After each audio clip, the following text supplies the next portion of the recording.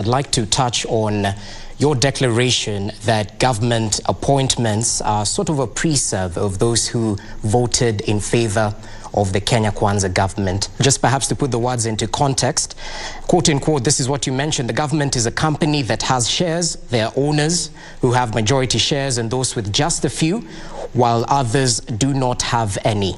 You invested in this government, you must reap. That's what you're quoted as saying. And as a matter of fact, we believe today you agitated for the same message at Tharaka Nithi County while you were with the president. And that begs the question, this is a symbol of national unity, the presidency. And in fact, is it your sincere thought that this is how governments should work? Thank you very much for asking that question. It's a very pertinent question. What I said in Kericho, and I believe in it, is that a government is like a company. I didn't say a government is a company. I said it's like a company. In every company, there are shares. Preferential shares, ordinary shares. When there is an AGM, non-shareholders do not attend the AGM. When there are dividends to be divided, they are divided according to the number of shares. That is the truth. What I said is that as a government, in terms of development, in terms of public resources, all Kenyans must be treated equally. And the president does not dish out development. Appropriation of funds for development is done by the National Assembly, and all parties are represented through the budget cycle. And therefore, the issue of discrimination, in far as resources are concerned, is non-existent. All Kenyans are taxpayers. And the government of President William Ruto and I will serve all Kenyans equally in matters of development. In fact, last month, the president and I, an entire government, were in Luo Nyanza, where we were not voted in what I would call an acceptable manner. We got very few votes, and we are thankful for those few votes. We were in Siaya, unveiling development projects. We were in Homa Bay. We were doing 2,000 affordable housing. We were doing a PIA at Homa Bay. We were in Kisumu.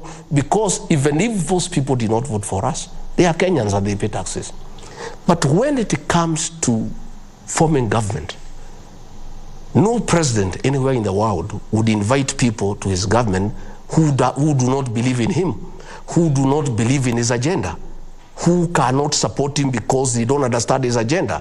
And that is where the issue of shares came. That it is by the number of shares that you have with that administration that demonstrates your commensurate commitment to the success of that government. And I gave an example. I said, if you are a farmer and you are planting, you plant, you wind, you apply fertilizer, you irrigate. When the time comes to harvest, you go to the shamba and harvest. But a fellow who was standing by the fence, shouting at you and saying, you farmer, you are foolish. That maize you are planting will get nowhere. That seed is rotten. This farming cannot succeed in this area. Farming is not a good thing as we are livestock herders. How then can you invite that person to come and assist you to harvest? He doesn't believe in you. What I said in parables, and I like using figurative language because I'm a student of literature, and it's one of the most effective ways of communicating to the people, especially the people down there at the bottom of the pyramid. And that's my gift. I talk to the people directly. What I was saying, the people who are opposed to President William Ruto, saying that he is a thief, he is incapable of running this country, he has no agenda, the bottom-up economic transformative agenda is useless. There is no way we can allow him to invite those people to his cabinet, to be his principal secretaries, to be ambassadors. They do not believe in him. They do not believe in his agenda. How then can they come and demand to be included in that government? That's what I was saying. Okay. When I go to State House, and I said, I fight them there. Every day. That's what I said. I fight them there.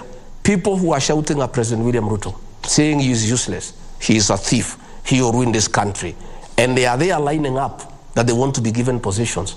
I say, no, let us first give positions to those who believe in President William Ruto, to those who believe in the bottom-up economic transformative agenda. Those are the people who will help him. And let me tell you, before you tell me, that is a mistake President Uhuru Kenyatta made.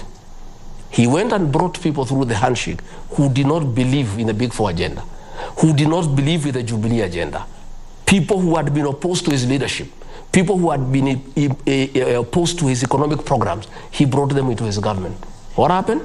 Everything came to a standstill. The economy got destroyed. By the time he left, the country was finished. We cannot make that mistake. And that is what I meant. But in matters development, in matters public resources, every Kenyan will benefit from this government.